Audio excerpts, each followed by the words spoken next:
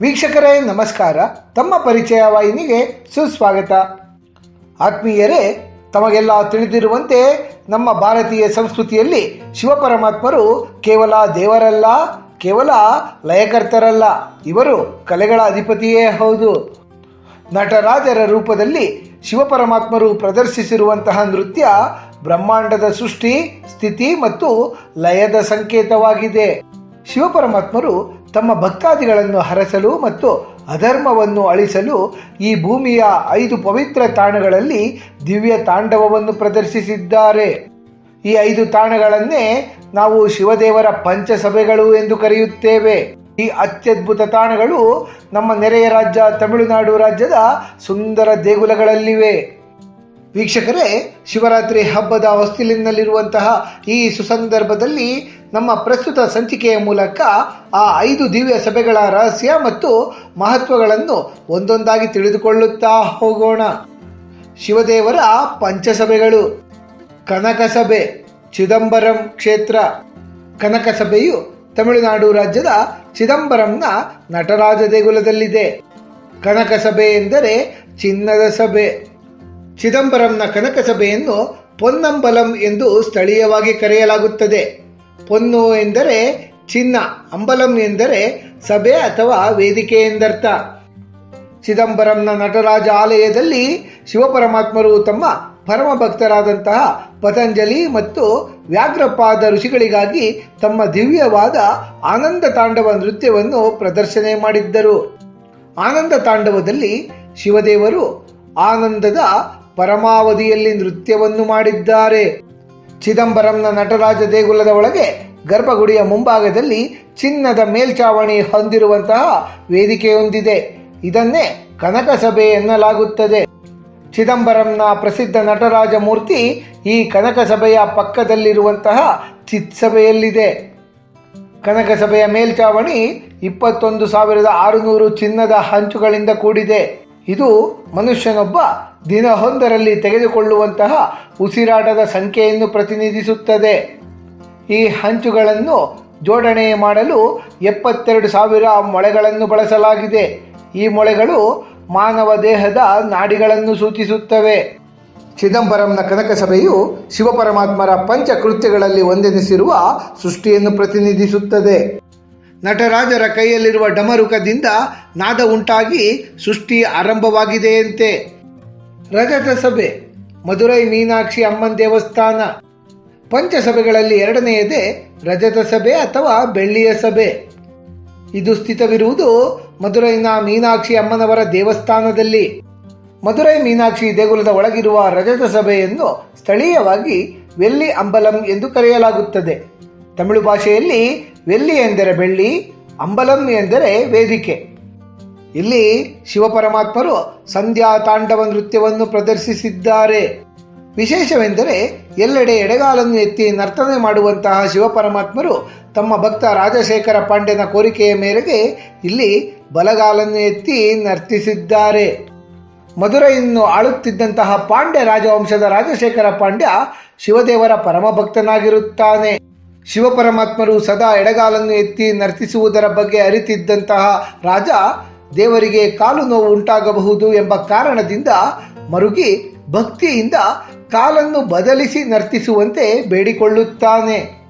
ಆಗ ಭಕ್ತನ ಕಾಳಜಿಗೆ ಮೆಚ್ಚಿದ ಶಿವಪರಮಾತ್ಮರು ತಮ್ಮ ಕಾಲನ್ನು ಬದಲಿಸಿ ರಜತ ಸಭೆಯಲ್ಲಿ ಬಲಗಾಲನ್ನು ಎತ್ತಿ ನರ್ತಿಸಿದರು ಎಂಬ ಉಲ್ಲೇಖ ತಿರುವಿಲ್ಲೈಯಾದಲ್ ಎಂಬ ಪುರಾಣದಲ್ಲಿದೆ. ಮಧುರೈನ ರಜತ ಸಭೆಯು ಸಂಪೂರ್ಣವಾಗಿ ಬೆಳ್ಳಿಯ ಕೆತ್ತನೆಗಳಿಂದ ಅಲಂಕೃತವಾಗಿದೆ. ಇಲ್ಲಿರುವಂತಹ ನಟರಾಜರ ಬೃಹತ್ ವಿಗ್ರಹ ಭಕ್ತರಲ್ಲಿ ಭಕ್ತಿ ಮತ್ತು ಶ್ರದ್ಧೆ, ಶಾಂತಿಯನ್ನು ತುಂಬುತ್ತದೆ. ಮಧುರೈನ ರಜತ ಸಭೆಯು ಶಿವದೇವರ ಪಂಚಕೃತ್ಯಗಳಲ್ಲಿ ಎರಡನೆಯದಾದ ಸ್ಥಿತಿಯನ್ನು ಪ್ರತಿನಿಧಿಸುತ್ತದೆ. ನಟರಾಜರು ತಮ್ಮ ಕೈಯಲ್ಲಿರುವ ಅಭಯ ಮುದ್ರೆಯ ಮೂಲಕ ಭಕ್ತರ ಸಂರಕ್ಷಣೆಯ ಜವಾಬ್ದಾರಿಯನ್ನು ನಡೆಸಿದ್ದಾರೆ. ರತ್ನಸಭೆ, ತಿರುವಲಂಗಾಡು ವಡಾರಣ್ಯೇಶ್ವರ ದೇವಸ್ಥಾನ. ಪಂಚಸಭೆಯಲ್ಲಿ ಮೂರನೆಯದೇ ತಮಿಳುನಾಡಿನ ತಿರುವಳ್ಳುವರ್ ಜಿಲ್ಲೆಯ ತಿರುವಲ್ಲಂಗಾಡು ಎಂಬಲ್ಲಿರುವಂತಹ ವಡಾರಣ್ಯೇಶ್ವರ ದೇವಸ್ಥಾನದಲ್ಲಿರುವಂತಹ ರತ್ನಸಭೆ. ಇಲ್ಲಿ ಶಿವಪರಮಾತ್ಮರು ಪ್ರದರ್ಶನ ಮಾಡಿದ ನೃತ್ಯವನ್ನು ಊರ್ಧ್ವ ತಾಂಡವ ಅಥವಾ ಕಾಳಿತಾಂಡವ ಎಂದು ಕರೆಯಲಾಗುತ್ತದೆ. ಪುರಾಣಗಳ ಪ್ರಕಾರ ಒಮ್ಮೆ ಶಿವಪರಮಾತ್ಮರು ಮತ್ತು ಕಾಳಿದೇವಿಯ ನಡುವೆ ಯಾರು ಶ್ರೇಷ್ಠ ನರ್ತಕರು ಎಂಬ ಕುರಿತಾಗಿ ನೃತ್ಯ ಸ್ಪರ್ಧೆ ಏರ್ಪಟ್ಟಿರುತ್ತದೆ. ಇಲ್ಲಿ ಇಬ್ಬರೂ ಸಹ ಸಮಬಲದಿಂದ ನರ್ತಿಸುತ್ತಾರೆ. ಕೊನೆಗೆ ಶಿವಪರಮಾತ್ಮರು ತಮ್ಮ ಬಲಗಾಲನ್ನು ನೇರವಾಗಿ ಆಕಾಶದತ್ತ ಎತ್ತುತ್ತಾರೆ. ಇದನ್ನು ಊರ್ಧ್ವ ತಾಂಡವ ಎಂದು ಕರೆಯಲಾಗುತ್ತದೆ. ಆ ಸಮಯದಲ್ಲಿ ಸ್ತ್ರೀ ಸಹಜವಾದ ಲಜ್ಜೆಯಿಂದಾಗಿಯೇ ಕಾಳಿದೇವಿಗೆ ಈ ಭಂಗಿಯಲ್ಲಿ ಅನುಸರಿಸಿ ನೃತ್ಯ ಮಾಡಲು ಸಾಧ್ಯವಾಗುವುದಿಲ್ಲ. ಹೀಗಾಗಿ ಶಿವಪರಮಾತ್ಮರು ವಿಜಯಿಯಾಗುತ್ತಾರೆ. ಈ ರೀತಿ ಶಿವಪರಮಾತ್ಮರು ಊರ್ಧ್ವ ತಾಂಡವವನ್ನು ಪ್ರದರ್ಶನೆ ಮಾಡಿದಂತಹ ಸಭೆಯೇ ರತ್ನಸಭೆ. ರತ್ನಸಭೆಯಲ್ಲಿ ಊರ್ಧ್ವ ತಾಂಡವ ಭಂಗಿಯಲ್ಲಿರುವಂತಹ 4 ಅಡಿ ಎತ್ತರದ ನಟರಾಜರ ವಿಗ್ರಹವಿದೆ. ಈ ನಟರಾಜರನ್ನು ರತ್ನ ಸಭಾಪತಿ ಎಂದು ಕರೆಯಲಾಗುತ್ತದೆ. ತಿರುವಲಂಗಾಡುವಿನ ರತ್ನಸಭೆಯು ಶಿವದೇವರ ಪಂಚಕೃತ್ಯಗಳಲ್ಲಿ 3ನೆಯದಾದ ಸಂಹಾರವನ್ನು ಪ್ರತಿನಿಧಿಸುತ್ತದೆ. ರತ್ನಸಭೆಯಲ್ಲಿ ಶಿವದೇವರು ತಮ್ಮ ಪಾದವನ್ನು ಆಕಾಶದತ್ತ ಎತ್ತಿ ಅಧರ್ಮವನ್ನು ಸಂಹರಿಸುವ ಶಕ್ತಿಯನ್ನು ತೋರಿಸಿಕೊಟ್ಟಿದ್ದಾರೆ. ತಾಮ್ರಸಭೆ ತಿರುನಲ್ವೇಲಿಯ ನೆಲ್ಲೆಯಪ್ಪರ್ ದೇವಸ್ಥಾನ. ಪಂಚಸಭೆಗಳಲ್ಲಿ 4ನೆಯದೇ ತಮಿಳುನಾಡಿನ ತಿರುನಲ್ವೇಲಿಯ ನೆಲ್ಲೆಯಪ್ಪರ್ ದೇಗುಲದಲ್ಲಿರುವಂತಹ ತಾಮ್ರಸಭೆ.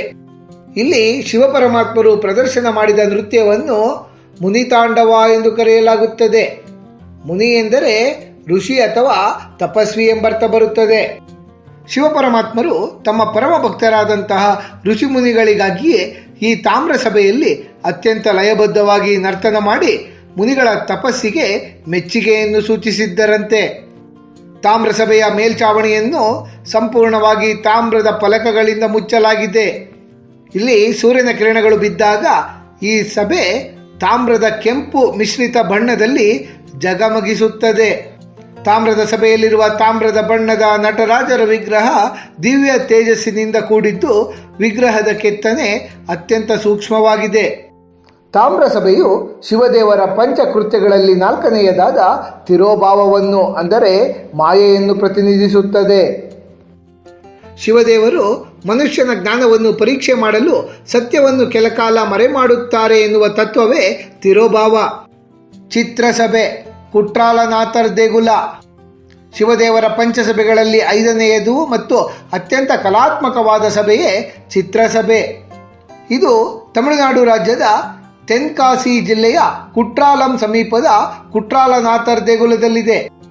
ಇಲ್ಲಿ ಶಿವದೇವರು ಪ್ರದರ್ಶಿಸಿದ ನೃತ್ಯವನ್ನು ತ್ರಿಪುರ ತಾಂಡವ ಎಂದು ಕರೆಯಲಾಗುತ್ತದೆ. ತ್ರಿಪುರಾಸುರನನ್ನು ಸಂಹಾರ ಮಾಡಿದ ನಂತರ ಶಿವಪರಮಾತ್ಮರು ಈ ಚಿತ್ರಸಭೆಯಲ್ಲಿ ನರ್ತಿಸಿದರು ಎಂಬ ನಂಬಿಕೆ ಇದೆ. ಉಳಿದ 4 ಸಭೆಗಳಲ್ಲಿರುವಂತೆ ಚಿತ್ರಸಭೆಯಲ್ಲಿ ಯಾವುದೇ ನಟರಾಜರ ವಿಗ್ರಹವಿಲ್ಲ. ಬದಲಾಗಿ ಇಲ್ಲಿನ ಗೋಡೆಗಳ ಮೇಲೆ ನೈಸರ್ಗಿಕ ಬಣ್ಣಗಳನ್ನು ಬಳಸಿ ಶಿವದೇವರ ಲೀಲೆಗಳು, ಪುರಾಣ ಕಥೆಗಳು ಮತ್ತು ನಟರಾಜರ ತಾಂಡವದ ಚಿತ್ರಗಳನ್ನು ಬಿಂಬಿಸಲಾಗಿದೆ. ಈ ಚಿತ್ರಗಳು 100 ವರ್ಷಗಳಷ್ಟು ಹಳೆಯದಾದರೂ ಸಹ ಇಂದಿಗೂ ಜೀವಂತವಾಗಿ ನಮಗೆ ಕಾಣಸಿಗುತ್ತವೆ. ವಿಶೇಷವಾಗಿ ಗೋಡೆಗಳ ಮೇಲಿರುವಂತಹ ಭಿತ್ತಿ ಚಿತ್ರಗಳನ್ನೇ ಇಲ್ಲಿ ಪೂಜಿಸಲಾಗುತ್ತದೆ. ಚಿತ್ರಸಭೆಯು ಶಿವಪರಮಾತ್ಮರ ಪಂಚಕೃತ್ಯಗಳಲ್ಲಿ ಕೊನೆಯದಾದ ಅನುಗ್ರಹವನ್ನು ಪ್ರತಿನಿಧಿಸುತ್ತದೆ. ಮನುಷ್ಯನ ಅಜ್ಞಾನ, ಅಹಂಕಾರ, ಅಂಧಕಾರವನ್ನು ಅಳಿಸಿದ ನಂತರವೇ ಕೊನೆಯದಾಗಿ ಶಿವಪರಮಾತ್ಮರು ಮೋಕ್ಷವನ್ನು ಕರುಣಿಸುತ್ತಾರೆ ಎನ್ನುವುದೇ ಅನುಗ್ರಹ ತತ್ವ. ಆತ್ಮೀಯರೇ, ಶಿವರಾತ್ರಿಯ ಹೊಸ್ತಿಲಿನಲ್ಲಿರುವಂತಹ ಈ ಸುಸಂದರ್ಭದಲ್ಲಿ ಶಿವಪರಮಾತ್ಮರು ತಾಂಡವ ನೃತ್ಯವನ್ನು ಮಾಡಿದಂತಹ 5 ಮಹಾಸಭೆಗಳ ಕುರಿತಾಗಿ ಸಮಗ್ರ ಮಾಹಿತಿಯನ್ನು ತಿಳಿದುಕೊಂಡ ನಮಗೆಲ್ಲರಿಗೂ ಆ ಭಗವಂತನ ಕೃಪಾ ಕಟಾಕ್ಷ ಸದಾಕಾಲ ಇರಲೆಂದು ಕೋರಿಕೊಳ್ಳುತ್ತಾ ಈ ದಿನದ ಸಂಚಿಕೆಯನ್ನು ಮುಗಿಸುತ್ತಲಿದ್ದೇವೆ. ವೀಕ್ಷಕರೇ, ನಿಮಗೆ ಈ ವಿಡಿಯೋ ಇಷ್ಟವಾಗಿದ್ದಲ್ಲಿ ಲೈಕ್ ಮಾಡಿ, ಶೇರ್ ಮಾಡಿ ಮತ್ತು ಸಬ್ಸ್ಕ್ರೈಬ್ ಮಾಡಿ ಹಾಗೂ ಬೆಲ್ ಬಟನ್ ಒತ್ತುವುದನ್ನು ಮರೆಯಬೇಡಿ.